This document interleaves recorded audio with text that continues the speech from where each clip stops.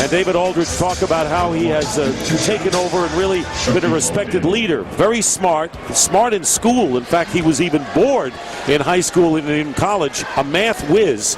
So the intelligence has carried him well, as he really has made his mark in this series.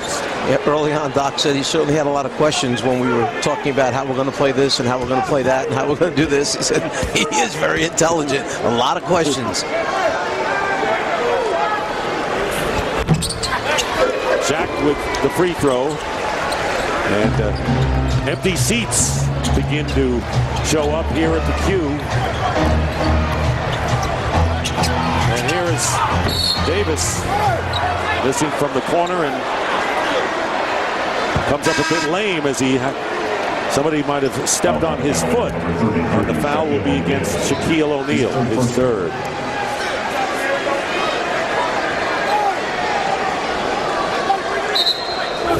Davis going up for that jump shot, and there's Shaquille O'Neal coming out, and he sticks the foot underneath Davis. As Davis comes down, he lands on that foot. We see that so often where players turn the ankle severely and they land on the defender's foot. So here is Davis on the line. He has scored 14 points and 5 players in double figures for the Celtics tonight. And Davis looking for his 12th point in the quarter, and he has it with one more coming.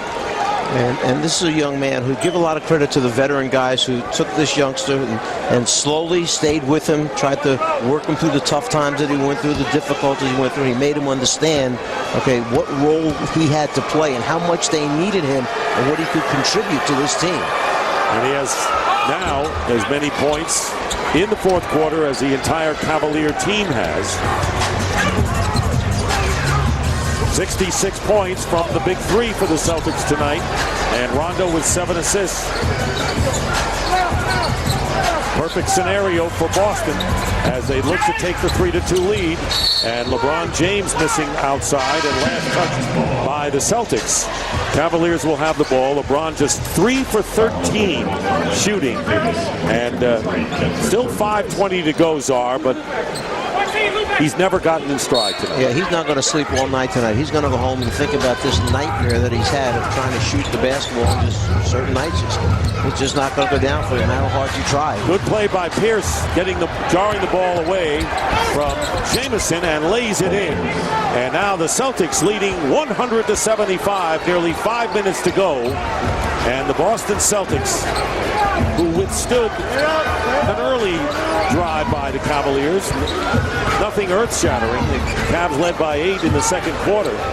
In control of this game every way you look at it.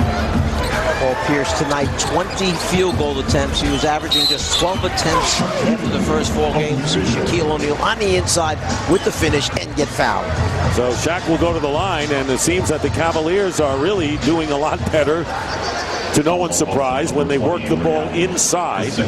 Shaq now with 20 points. Varejao is going to come in the game, and this has been the best scoring game for Shaq in this series. I'm sure that Doc Rivers, coach of Boston, and his assistants and the team would be very happy with Shaquille O'Neal scoring 20 to 25 points, but holding LeBron James to 3 of 13 shooting, just 15 points, 7 assists for LeBron. You've got to give up something to get something. If you're going to send 2 or 3 guys at LeBron all the time, then you're going to find openings in the defense, and Shaq close to the basket will finish.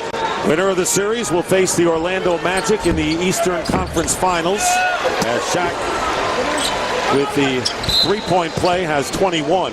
Intentional foul that time. Varejao goes over, fouls Perkins on the inside and send him to the free throw line. And the right guy who would foul, as Perkins has struggled from the line. And of course, the Western Conference Finals will be a great battle coming up, and you'll see it all exclusively on TNT between the Lakers and the Suns. And here's a look at the upcoming national TV schedule. On Thursday, ESPN at 7:30, Game 6. And the Celtics at home. And at this point, barring an incredible comeback, will be looking to eliminate the Cavaliers in 6 games and move on to that series against Orlando. ABC Sunday, 3 o'clock, Game 7 if necessary. Cleveland would have to win a Game 6 or it'll be game one of the Eastern Conference Finals. 1 out of 2 from the line, and Rondo trying to save it. And the Celtics will have the ball. 4:42 to go, and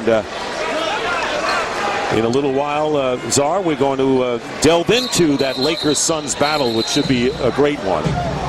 And they'll have to inbound once more.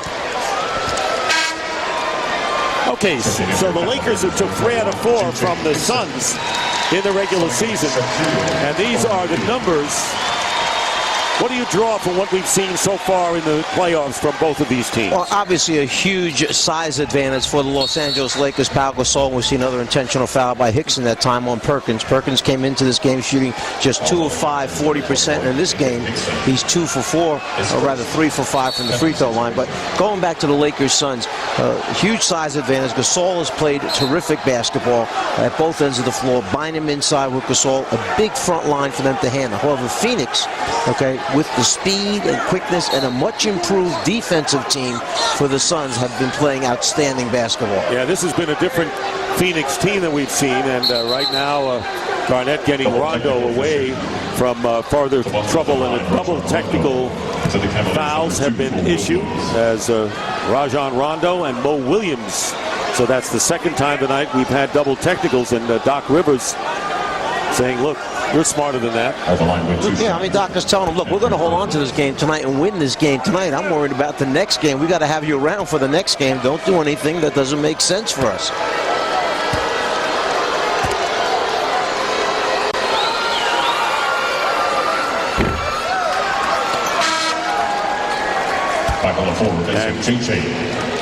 Shaquille O'Neal comes back in, and J.J. Hickson, who was in oh so briefly, goes out of the game. Hickson had been in the rotation for the Cavaliers up to this game. That was because when Hickson came in, he gave him good minutes on the floor. So as a result of that, that's why Zydrunas Ilgauskas sat out and only played in one game for 5 minutes. You can't put everybody in all the time. 102-78, the Celtics in front. Nearly 4.5 minutes remaining in a somber Quicken Loans arena as LeBron James with a 3 for 14 shooting night. And right now the Celtics can open up their biggest lead of the game and establish their biggest lead that they've had in the series. Here is Pierce. Allen for 3. He's got it. And the Celtics, who had their biggest lead of the series in game 2, 25 points, have erased that. And Allen now 6 of 9 from three-point range. Boston 105, Cleveland 78. It had been so long since Ray Allen took a shot, you wondered if he was going to remember how to make one, but he didn't forget from behind the three-point line now. He has been deadly tonight. And one shining moment for the Cleveland Cavalier organization, Joe Tate, who has been the voice of the Cavaliers and really has meant as much to Cleveland basketball fans as the late Ernie Harwell had meant to the Detroit Tiger baseball fans in Detroit. Was named as the winner of the Kurt Gowdy Award, the Naismith Basketball Hall of Fame. From the electronic end of it, Joe Tate, 38 years as the voice, and has won the 2010 Gowdy Award. And for the print media, Jackie McMullen, who is an outstanding sports writer for the Boston Globe and a beat writer for covering the Boston Celtics. So it's funny that the Celtics Cavaliers, they both have a relationship tonight, and came up with that great book on Bird and Magic. She won the print award as Allen will foul to go to the line. Dick, to show you how much respect people have for Joe Tate, when I was named head coach in Cleveland, and I had heard, obviously knew of Joe Tate, and I had heard from the players, from the organization, from people how they respected this man. When we got together for our first trip, Joe said to me, "Where do you want me to sit, Coach?" And I said, "Joe, you sit wherever you want. We'll all fill in behind you." So whether it's the bus or the plane, that's the main guy right there. Just a great broadcaster, a great person involved with this organization for so many years. And it's a somber broadcast that he's delivering to those fans, hoping the Cavaliers would take the lead in the seesaw series. Each